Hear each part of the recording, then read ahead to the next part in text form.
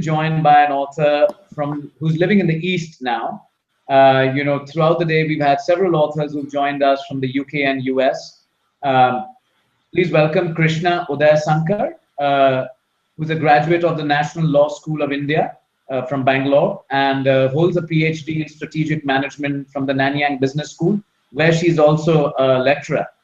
Um, Krishna has had a very successful book series called the Aryavarta Chronicle series. It's a series of mytho-historical novels, and which have received a lot of critical acclaim. She's also the author of Objects of Affection, a full-length collection of poetry, and is an editor of Body Boundaries, the etiquette anthology of women's writing. Today we are talking about two things. One, her latest book called Three. Yes, you heard it correctly. The title of the book is Three. And the topic of the discussion broadly is war and adventure, and her views on writing, battle scenes, blood, and gore. So, Krishna, welcome to LitFestX. I know you're in Singapore right now. It's a little past dinner time, and thank you for laboring through the day and yet joining us and our viewers. Thank you for having me on LitFestX, Kumar. It's a pleasure to be here. Great.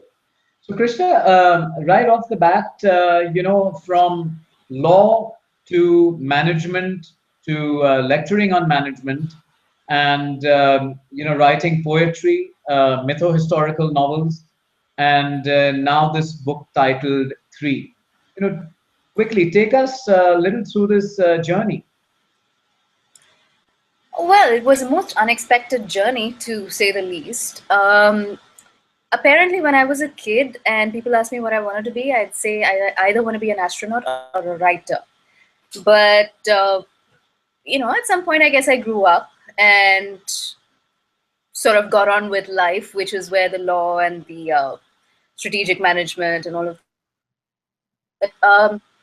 some years ago, I don't know, I suppose a quarter life crisis, midlife crisis, whatever one might call it, but I realized that I wasn't ever going to be very happy till I started writing again. And I'd always wanted to be a poet.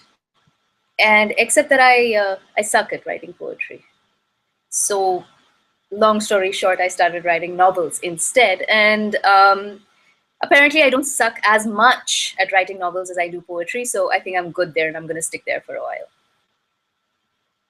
Okay. And how did the Aryavarta Chronicles come about? I'm often fond of saying that it was fed to me with spinach, because again, this goes way back to the days when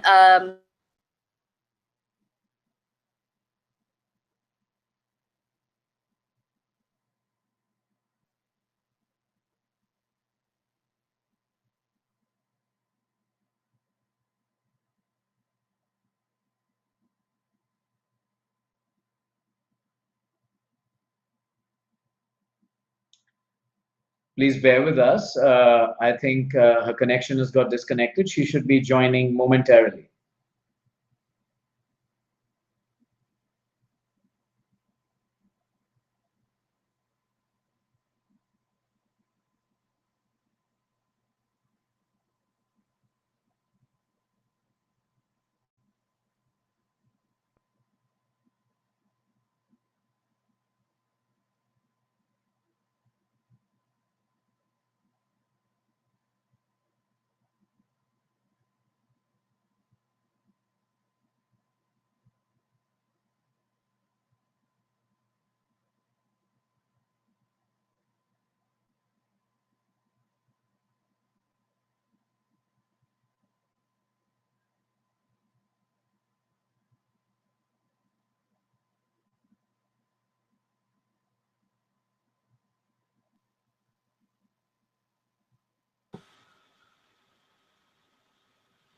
Anjali, good to have you back.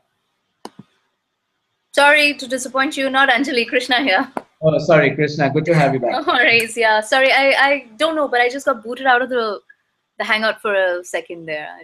No worries. So, you were telling us how you were fed the Aryavarta Chronicles over spinach. Yeah. So, no, but on a more serious note, I think what one writes is often a question of identity, of trying to resolve or answer an unanswered question that's there. And for me, the unanswered question that I had to deal with when writing about something about the epics was that it just didn't make sense to me. A lot of things didn't make sense to me, that so much injustice could just happen or come to passers by in the name of, divinity or fate or even magic. So for me, it was really about reclaiming my own past, if I can call it that, reclaiming my history as an individual, to say that, yeah, these are the stories that I have come from, and you know what, I'm okay with these stories now. So that has been, I think, identity is a pretty predominant theme in a lot of what I write. Right. And you've sort of flitted between poetry and novels, and now again you've come up with three.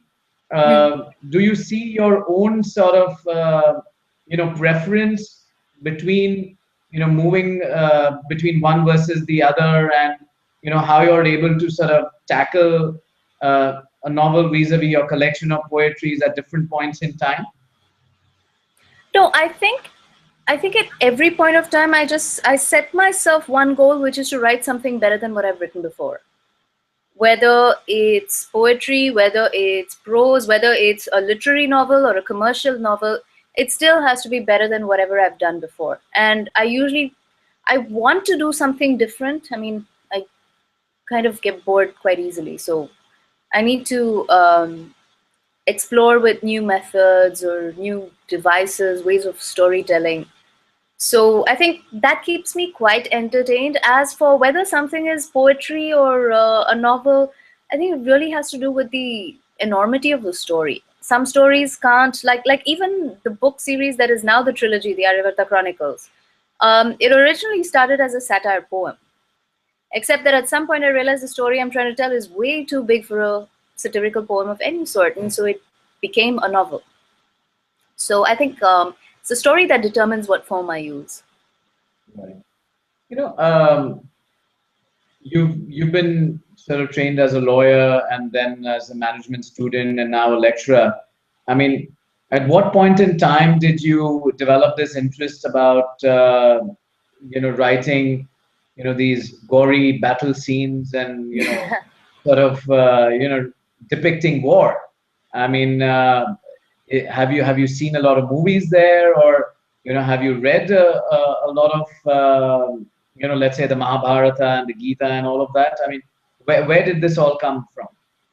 Well, of course, when you're writing about the Mahabharata, you end up reading a lot about it, a lot of versions about it, a lot of theories about it as well. So that the research is something that's completely another story altogether. But to sort of get to the main question, which was about the battle scenes, I don't know. I think I'm one of those people who really enjoys masala B grade action movies. So so I think some of it is the entertainment value. I enjoyed writing it.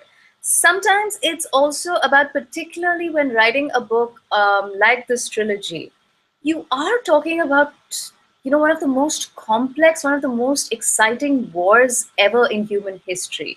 And the kind of military strategy that was used, the amount of detail there was, it would be a pity if I didn't try and even breach the surface of the information and the amount of stuff that was going on there. So there was no not writing war when it came to writing these books.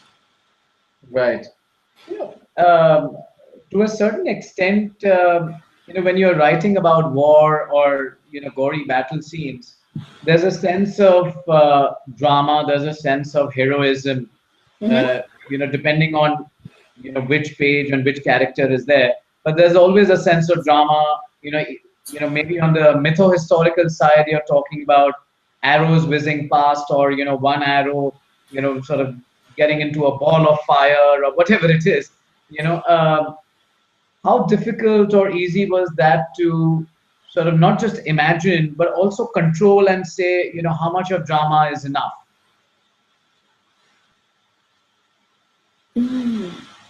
Good question. I think,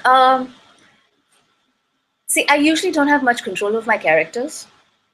So they're the ones who decide when enough drama is enough.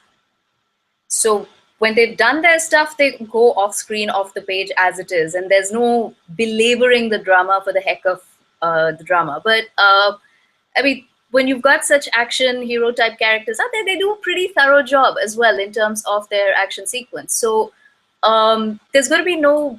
I really don't think I've ever been able to say this is the amount of drama I want in that scene. It has to happen organically. It depends on the character. It depends on what you're trying to achieve. Right. Coming to your latest book, 3. Mhm. Tell us a little about it. Where is it set? What's the backdrop? What's it all about? 3 is based on the founding history of Singapore. That most people are familiar with Singapore as a British colony, but the nation called Singapore, it gets its name Singapura from a prince, a Srivijaya prince in the 12th, 13th century who discovers this island for the first time. And apparently he calls it Singapore. Why? Because when he's shipwrecked on the island, he runs into this creature and he's later told that creature is a lion. And he's extremely impressed by the majesty and bearing of this creature, so he names the island he finds Singapura or Simhapuri. Except that, as scientists will tell you and naturalists will tell you, lions are not at all native to this part of Asia, so he could not have seen a lion. And that then started off this whole question of what was it that he saw? What was the history behind the metaphor, behind the idea of him being shipwrecked? And it turned out to be a pretty interesting story, because if you look at this part of the world at that point of time, it's actually a very small part compared to the entire world. But a great many things were happening here, because this is actually the straits, even today, the straits between Malaysia, Singapore, and Indonesia see one of the highest traffic in terms of ships. And even in those days, it was part of the old trade routes between Arabia and China. So you had all these powers, all these empires, whether it was China, whether it was Indonesia, they were struggling for power over this little this little area in the world. And this guy on his tiny island saw the potential of what could happen if he was able to add value to that trade, to be able to set up a nation there. So I think that's a story I've tried to tell. And for me, it's also sort of been a very important way of saying, look, Singapore's history begins before colonization. So trying to take it back into the more ancient history of Singapore. Right. And so did you obviously then do a lot of historical research, or you brought in some element of imagination at the core of the book? Oh, there is always some element of imagination, because if we had all the facts, then history wouldn't be in dispute. Any version of history, particularly the older it gets, tends to be constructed and reconstructed over time. History is, we hear the saying that history is what is told by the winners, and that's precisely what we have here. Most of the narratives we have are from a certain point of view, and sometimes we don't even have all the information we need, and that's where mythology comes in, where aggrandization, filling in of the gaps comes in. So when you try and take out the mythology and say, I want to find what may have been history, there are going to be certain gaps which have to be filled. And so my aim in all of these books is not to say that this is exactly the version as it happened, but it's a version that I believe had a very, very good scientific probability of having happened. Right. So I think that's a social science researcher in me trying to, weigh the probabilities of what could have happened always. Right. When you're writing, specifically in the genre of adventure stories or adventure, writing, there's a certain element of mysticism that a lot of authors and writers bring in. Mm-hmm. And clearly, if you're also looking at mytho-historical genre, and then you're sort of writing stuff which is a little bit about adventure, how do you keep some element of surprise, or you keep that element of surprise even at bay, Mm-hmm. for the readers, some amount of discovery, because you as a writer obviously know where this is going to go. And how do you keep that element, either missing or added on at a later stage for your readers? I think that's one of the toughest challenges when it comes not just to these genre of books, but any kind of book, which is how do you surprise a reader without making them feel conned? Because it's one thing to surprise them by saying something that's totally unexpected, like, okay, that's not fair, that's, that makes no sense, is the reaction you'd get, as opposed to, oh my God, I almost saw that coming, but I didn't, which is when the reader really feels the surprise and enjoys almost having been tricked a little bit over there. I don't have the magic formula for that. I try very hard to do it. I wish I could tell you this is exactly how to do it, but I don't. I think the only thing that helps me is very often I am not always sure why my characters are doing what they're doing. And that kind of helps, because if they surprise me, then chances are they're going to surprise the reader as well. So there is that element of it, but there's also, yes, a very, very conscious attempt to craft your story in a way that the reader is excited, surprised, made to sit up at every second page or so without giving anything away.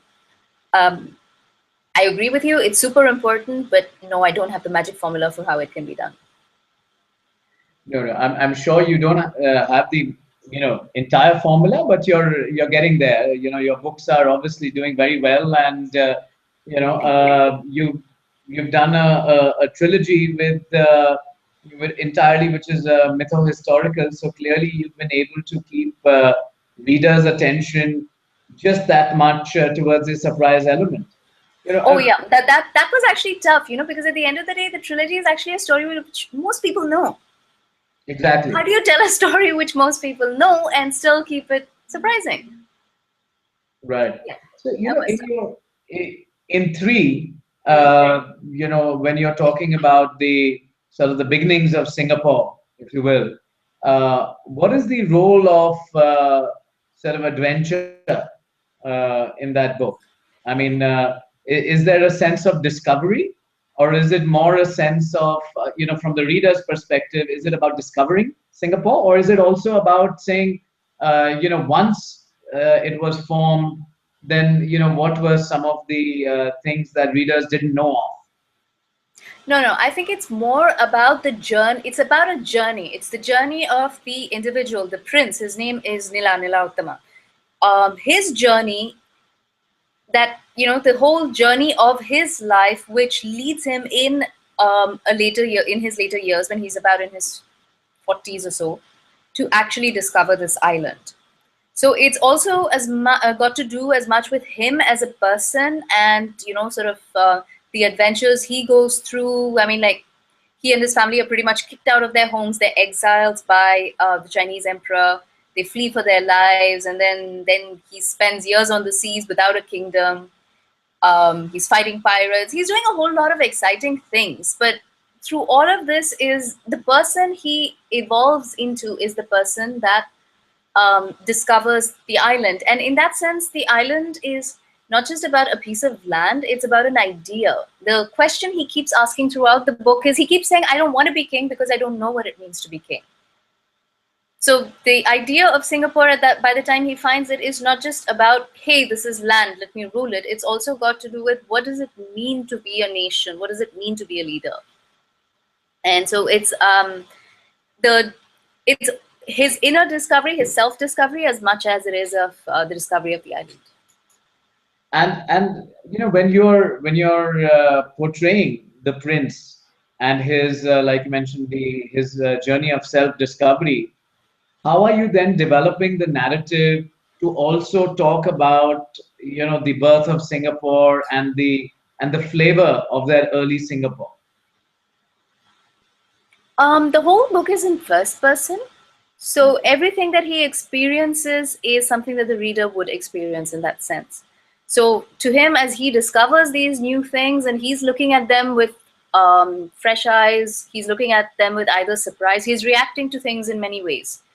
So I think that's the way the reader gets a sense of the times, rather than being told what things were like at that point of time. So it's really Singapore through his eyes, or the birth of Singapore through his eyes. Yep, that's one way of putting it. Right. When you've been working on some of the books in the past, not just three, Hmm. and you're delving into uh, many different characters because especially with the Aryavarta Chronicles, the number of characters, the sheer portrayal of scenes of war, of emotion. Have you felt that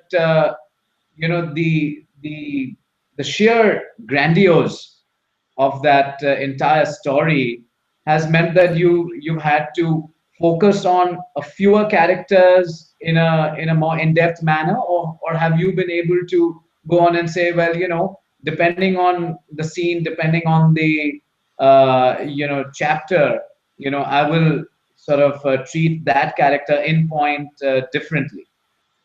I think, of course, it is inevitable that some characters get highlighted more than others. And I think for me, it's always the characters who don't usually get much attention that, well, A, I like to focus on them. B, I think it's also a question of what the story demands, the characters that are relevant to the story you're trying to tell. So, yes, some of the more usual lead characters do remain prominent during the whole story, and some not very prominent characters get a lot of face time in the books. But usually, a chapter is dominated by one or two characters. But keep in mind that the Aryavarta Chronicles is completely an omniscient narrative. It's a third-person narrative perspective, so it's very easy to focus on whoever is in the action at that point of time rather than yeah. You mentioned something interesting, that you like to focus on characters who many times don't get that much space or coverage Hmm. otherwise. So can I say that you like to sort of then focus on the underdog a little? Yes, except I don't think that they should be the underdogs, so that's why I avoid the use of that term. I think Right, they're more the unsung heroes than the underdogs in that sense. right, right. you know um, in the Aryavarta Chronicles, and actually even in three, there's obviously this common element of discovery, whether it is self discovery or discovery of their own history, right? Having to live it, and how much of sort of research based material have you had to really then bind yourself with, to say that these are certain boundaries I'll have to write within? The boundaries are always there. See, because it's like I keep saying, there's a distinction between mytho-history and mytho-fiction. Mytho-fiction, you take the world of that myth and you run with a fictional story. And I write that too. I've, my next book, which is supposed to be coming out in December, is complete mytho-fiction. It deals with a mythological character, but it's in the modern context, and it's completely a work of fiction. But these books, both the Aryavarta Chronicles as well as three, are what I'd like to call mytho-history, which in terms means that we have a certain set of facts. They may not be complete facts. They may not be completely. They may not come together to make sense. They may not be congruent, but we're still bound within those facts unless we have very strong evidence to say, okay, you know what, I disagree with this, and it happened some other way. So it's one thing to try and reconstruct within those boundaries. It's another thing to just say, you know what, never mind. I'm just taking these characters and writing my own story. Right, So yeah, these did have a lot of boundaries. right. I remember that the cover of your latest book three has a very interesting sort of depiction. Do you want to show our viewers and tell us a little bit about the cover and what it's trying to say? Whoa, I don't have the book here with me. Okay, no worries. But We've yeah. we've anyways No, no, got no, it no, no, on no, no. the Let's session let's page. make this a contest for our viewers. Then go look for the cover in bookstores and describe it. Okay, describe it to me in 140 characters or less, and I'll send you a signed copy. There goes. How Okay, about that? great. Great. You spoke of 140 characters. We've been getting a few questions on Twitter, Mm-hmm. on our handle. Mm-hmm. Maybe before we end the session, I can just take one or two questions, at least one. Sure, sounds good. So the question is going to come up on your screen, Mm-hmm. and you can look at it and then respond to it. And here it is. Nope. You know what the okay, got it.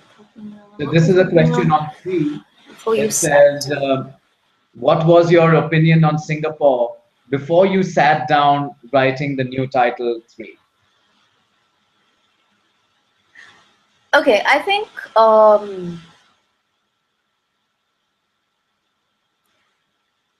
it. I would say my opinion was more a state of conflict, because I do identify myself as belonging to both India and Singapore. And I think that's always sort of been an identity that sometimes I've not been able to, if you ask me choose one over the other, and I'm like always, okay, I don't know which one. Both are equally important to me, both mean a lot to me.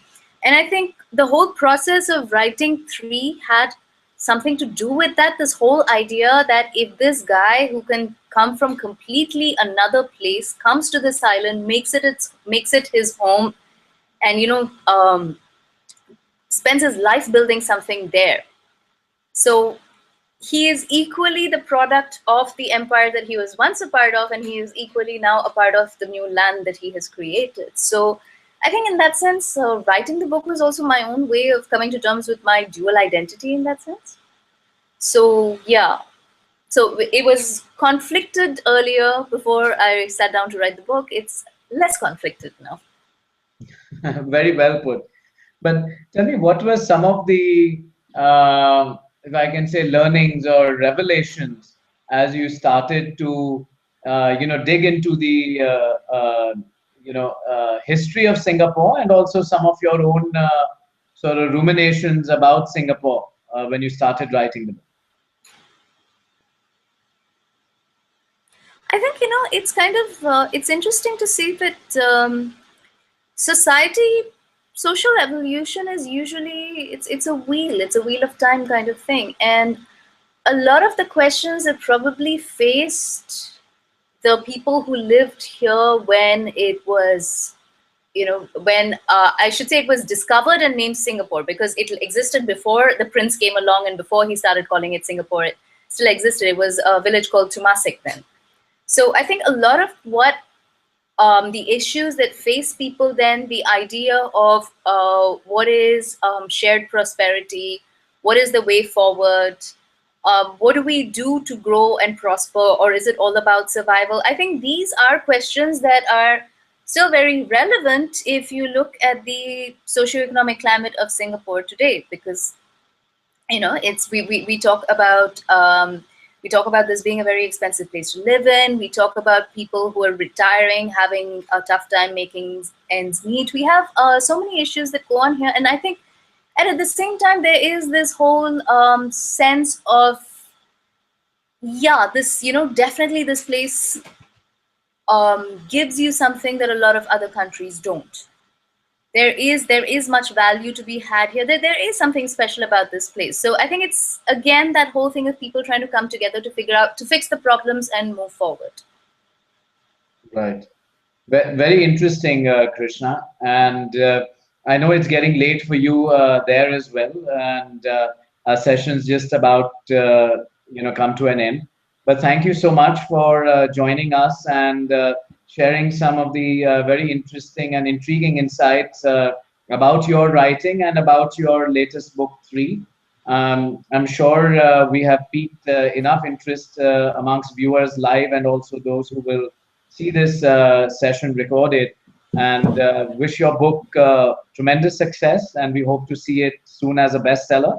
And Thank you. good luck with your upcoming book in December as well. Thank you so much, Kumar. It was a pleasure to be here, and here's to many more versions of LitFestX. Great. Thank you. Thank you so much. Thank you. Bye-bye. Bye.